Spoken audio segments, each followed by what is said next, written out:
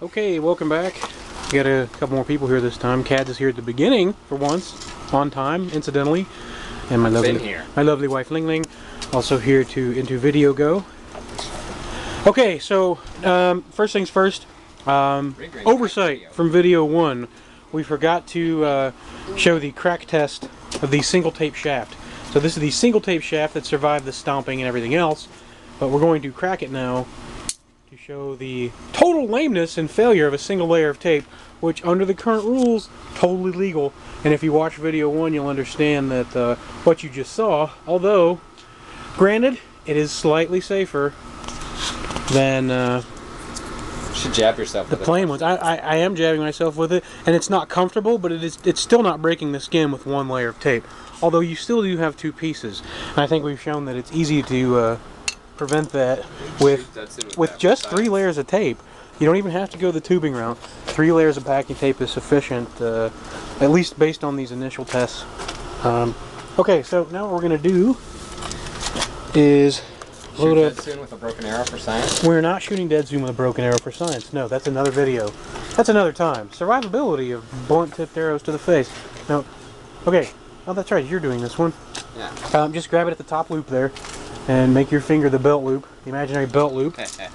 This is another damage test that I don't think gets enough attention. No, hold it against your hip. You need something to hammer and anvil type thing, just like you'd be wearing it at a game. Use arrows. I don't wear. You would be. That's why I said would be. No. Now, this is another scenario that's important for arrow survivability, and another instance again, like the ones we talked about, that you need to check your arrows before you just randomly shoot them and assume they're okay. If you step on an arrow, or you see someone that stepped on an arrow, or you've shot an arrow into combat and you believe it could be stepped on, you need to pull them out of combat until you've checked them. There are many, many cases like that. None of them are documented. It's not required. And the people who know about it and actually do those things usually found out from experience and not from being told or required to. And it's certainly not a rule that gets enforced at any of the parks I've ever been at. Yes, thank you, Denny. I understand. Denny doing the TLDR for stick jocks there. So, another instance where you need to check your arrows, pull them off the field temporarily, call a hold and remove yourself, is when you take a hit to your quiver. Especially if it's a solid blow, just like the one we're about to demonstrate here. Now, I don't know for sure whether anything will actually break or not, but it has happened. It happened to me at a knoblander several years ago. I got hit in the side pretty good, and it broke 2 of my arrows in the quiver. So go ahead. Are we doing like a light shot and then a heavy, or medium and heavy? Or? Well, this is the thing. You can hit it with a light shot all day and maybe not do anything. And if you get a glancing blow or a light shot, it might not be hugely important, but there's no guarantee it's not going to break something anyway. Or you could lay into it and you know, do a drive-by out of the window of a pickup truck, and it still might not break anything. The important part is that it's possible, and that some of the types of materials we're talking about are more sensitive to being damaged from this type of impact than any of the other kinds we're going to do. Carbon fiber is a perfect example. It has excellent resistance against flexion, like we saw in the first video when you were, couldn't break it by flexing it. You had to give it to, to me to put some Hoss into it. It has terrible, terrible resistance to an impact, though. That's when they're going to fail. And the crosshatch carbon fiber ones that are ultra expensive resist it better, but that's not what most people use. Most people use these less expensive, smooth-walled ones, even though that's a Cabela's and is actually nicer than the ones that we typically see. Yeah, this is not. This is the bargain basement, camo, America 2000 from Walmart, just like this one is. They're smooth, they're thin-walled carbon. They're made to be basically disposable and shot from a compound bow. So, go ahead and give it a schwack there. Alright. Now, we're going to take these out after one hit and see if we can find any damage. So let's go through and look, guys. We have some of every kind in here. Obviously the fiberglass aren't going to break very easily. Maybe. Probably the fiberglass are fine. Ah, you see? You broke the wood one. So the wood one was actually broken about halfway, 3/4 of the way through. But again, this is our tubed model, and you can see what happened. It came across like that. And you saw the test I did to see if it was broken. It was very simple. You just flex the arrow. It doesn't take any kind of machinery or training or anything like that. You just bend it a little bit. And the way I bent this was not unnatural for an arrow to survive if it's in good shape. This arrow is in perfectly good shape. It can withstand that same amount of flexion along any part of its shaft and be absolutely fine because it's not damaged. We'll check this other wood one now. Oh, that's definitely broken. Thank you. Thank you, Denny. I'm a See this good other tester. wood one here. Now I broke that one just from hossing it, but I like breaking things. It's fun. it is, and it was already broken anyway, and it was kind of fun. Oh, but I guess I should show the tip again. Actually created a little bit of a nub this time. That But was a still- wooden one. That was a wooden one amidst a bunch Yeah. of heavy arrows, though. So That certainly was. I mean, well, should we check any of the? This is one of the reasons that I wanted to do this, is because if we've actually damaged one of the carbons from an impact blow, it's really, really tough to tell.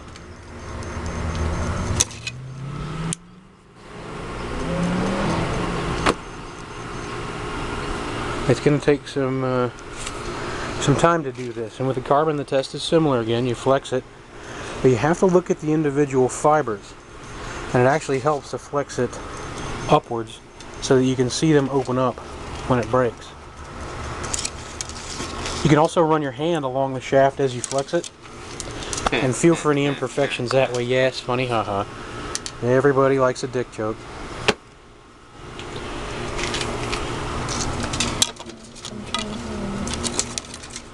you know the audience is thinking that, so you have to have the obligatory. And again, the chances that anything broke are slim.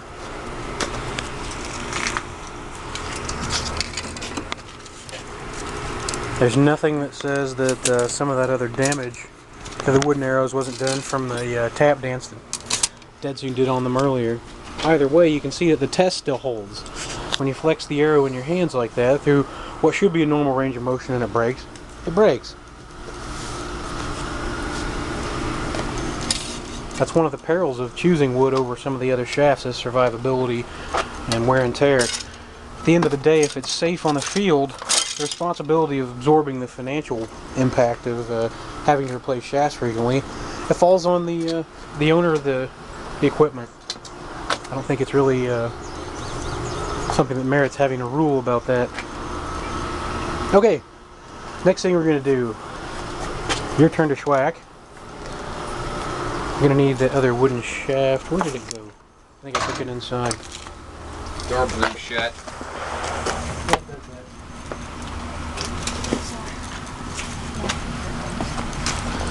We're going to burn another wooden shaft for science.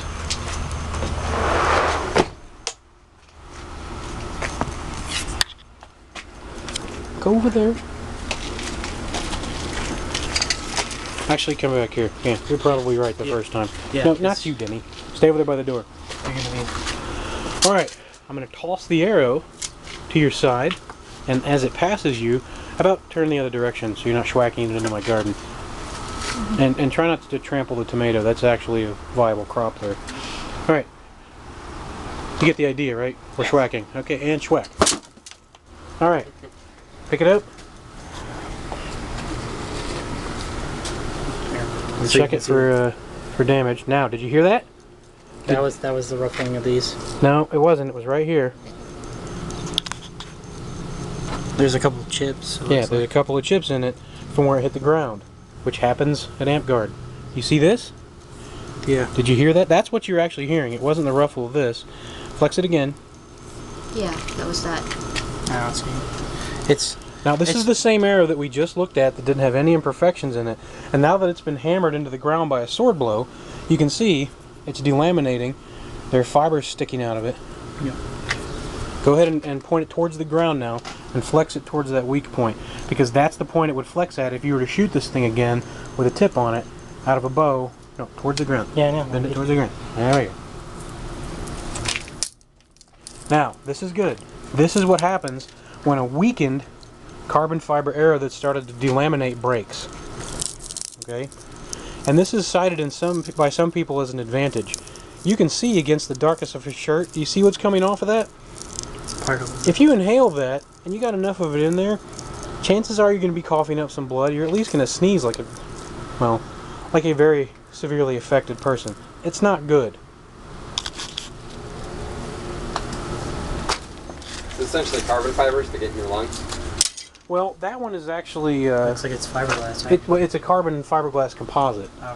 which is why again it's one of the sale items at Walmart. But it's a legal arrow on the field. There are tons of them out there, and it's totally unregulated and totally legal to be used like that.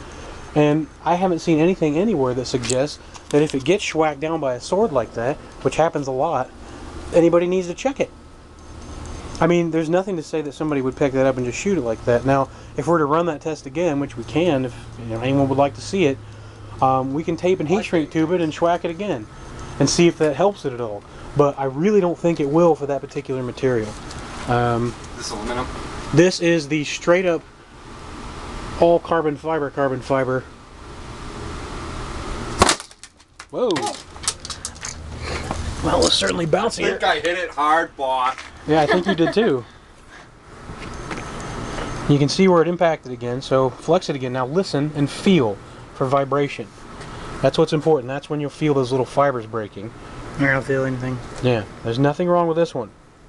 So Just again, a little dirt. yeah, well, this is actually chipped in the finish here. So the finish is chipped again. It's taken minor damage, but there's no damage on there that a couple of layers of tape or especially a layer of heat shrink tubing wouldn't protect it from. It will protect it from all the surface damage that it took. And surface damage on a carbon fiber is huge because, well, that's the outermost layer of protection. The outer layer of a carbon fiber arrow, and again, read more, reading is fundamental. The outer layer of a carbon fiber arrow is what gives the entire shaft its stiffness. Take a look. It's in a book. Okay, yeah. Thank you, Denny. Reading don't Rainbow, need great. it, yeah. Now, this is a wood shaft, completely untaped, uncovered, unstained, no lacquer, no heat shrink tubing, nothing like that. As you can see, absolutely no doubt that that one was damaged. Which is why it's bad when these get schwacked in combat. It's bad when they're not But taped. you must remember, in V8, it is illegal to whack arrows out of the air. Legal or illegal? Illegal. Illegal. I'm sure that's not going to stop people from incidental contact. If Yeah. you fire one of these into combat, which is legal, into a melee, into a vicious melee, or you're doing like I do constantly, is shoot at somebody's weapon, they don't have to be aiming at that, make incidental contact like that. Somebody could be swinging at the exact same time that you're aiming for their weapon. Exactly. So let's get, go grab the tape. And another one of those bare shafts out of the box. We're going to do the fiberglass one now. Just again to be scientific and thorough. Tape is outside. Is it outside? It is outside. Are we just doing one layer? No, do three. Yeah, because we've already shown that one layer sucks. So there's no need to go through that demonstration again and again and again. Okay, here we go. Fiberglass arrow, schwack it. Okay, and you've broken my gas meter. I guess that's something. Hopefully that's not too expensive. I'd probably stand somewhere else so I don't break more things. Well, that's okay. It's kind of fun. And it's probably fine. I don't hear or smell any gas. I think that was just the protective collet around that If vital you die, anti-explosive ring. No. if you die from gas inhalation tonight, well, then we'll consider you a martyr for the wooden arrow cause. Yeah, that's great. Okay, so I've got the fiberglass one here. No real. There's some surface pitting again, surface damage from where it hit some of the gravel on the ground, and potentially the gas meter, but other than that, just fine. Broke the gas meter. I thought that was the cover of the gauge, but it wasn't. Yeah, it was just this weird collet around. What's it? Look at that! It's a seriously corroded pitting nut there. It's not good. Where's Dead Seam going? Dead Seam's taking his time with the tape. So how about this? This will be a fun one. Let's see what happens when we schwack an aluminum arrow. This will be fun. This one will be fun. Okay, that was also bad. Oh, the price we pay in the name of science. All right, so our aluminum arrow here. This is the I believe it's an Easton Jazz, another extremely popular amp guard arrow because of its low cost and high availability. As you can see, it's not exactly straight or viable anymore. It's been schwacked. And we saw what happened to these before. When you bend them past their point of failure, they snap. And they create, as we saw, a really nice cutting edge. We'll reinforce that again. Okay, slightly cleaner, but you get the idea. I'm showing Deadstone the damage so far. Yeah, this is good. We'll bill you. Actually, technically State Farm will bill you, but you know, a bill's a bill. Okay, how many layers we got? 3. 3. Just okay, like so with the same tape as we used the last time when we broke them. yeah, it's exactly the same tape again. It's the Duck Easy Start. And here we go with the wooden shaft. And maybe open the door. Just shake it. Shake it back. Up and down. It's like latched and stuff. And now we're locked in and we're all going to die. Okay, that's good. See, we were going to eat you first. That's good you got the door open. Right, step outside.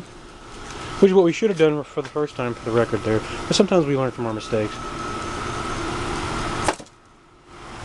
don't think I got a good hit on it. That's okay, I'll throw it again. You definitely schwacked it, though. It definitely didn't break. Go again. Ah! Bad throw. That was totally my fault. Step a little closer, like closer to the door. Oh, I could probably do that. That was a good throw. And once again, the armor-like protection of all that tape prevented it from doing anything untoward. Which is similarly, as we've already shown, less than what you're going to get from the heat shrink tubing. But again, there's been some concerns about the availability and the proper application of the heat shrink tubing, so we've just shown that it's really not necessary with 3 layers of tape. And again, this is just standard packing tape that is really, really common in amp guard. So it would be really difficult for you to not find this at an event or a park day, even if you show up with arrows that aren't to spec. Any self-respecting GMR or champion or anyone like that at a park ought to have a roll of this in their trunk anyway, and I bet half the people there are going to if they don't. So as far as availability goes, easy. Application, it's tape. You have bigger problems than your arrows if you can't put tape on a shaft. And again, you're going to be able to find somebody there who'll help you and do it for you if you're not. What do we got? What do we have left? You need to do it too. We've schwacked. You need to do it. If we can't break the tape, I don't know. If we need to try the tube, I'm sure people will let us know. I like hitting things. I know you like hitting things. Impact test against the tree. Oh yeah, that's true. We're gonna have some extra fun here. Because I wanted to demonstrate what one of these. You're not shooting Isles arrow into the tree. No, There's not that one. plenty of them in here that don't have a tip. I want to show what happens to one of these that doesn't have a tip insert on it when it takes a hard impact. Do you want to shoot it? No. Because if you haven't seen this before, this is what I was talking about in the first video that you could YouTube, and it's all exciting. So grab one of those stones.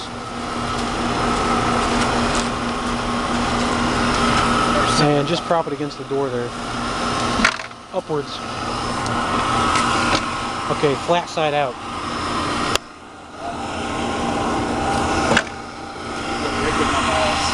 Sometimes I do that.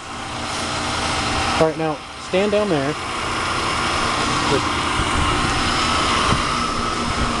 This is the angle that I want you to film at, okay? You should be okay from back here. Film it just like that. Just keep that in frame.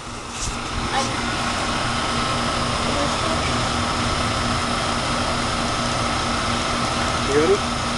suppose. You hit it? Of course I hit it.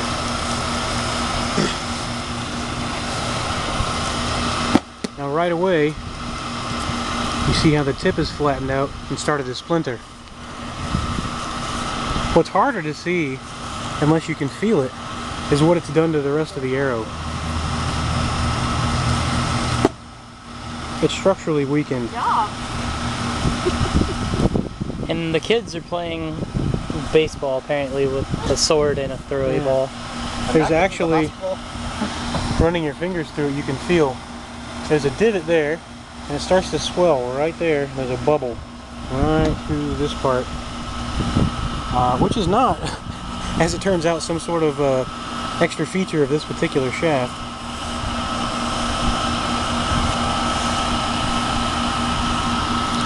You can see on this one again, that outer layer has really protected it. And this is just another thing that's good. Had this been more than a 35-pound bow, I'm sure you would have seen a much more spectacular demonstration of it hitting something. I'm almost disappointed that it didn't happen now, but I don't know that this, an amp guard bow has enough. Here, let's step back behind me.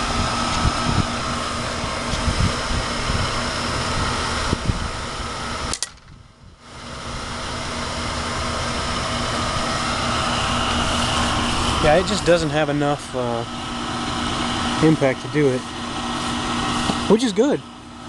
This is another point for the survivability of carbons. But survivable or not, and as whole as this looks, this isn't suitable to be a part of anything that you want to shoot at human beings. This broken one into it. The broken one? Oh, yeah, the composite. You are a glutton for punishment. Oh, the composite has a broken knob. So this is another unfortunate side effect of the really, really cheap disposable arrows that are made for a compound bow. Really terrible knobs. As much as we've talked about all these other problems, yeah. See, I wouldn't shoot this one anyway. I mean, the only difference between this one and the aluminum is incidental. Yeah.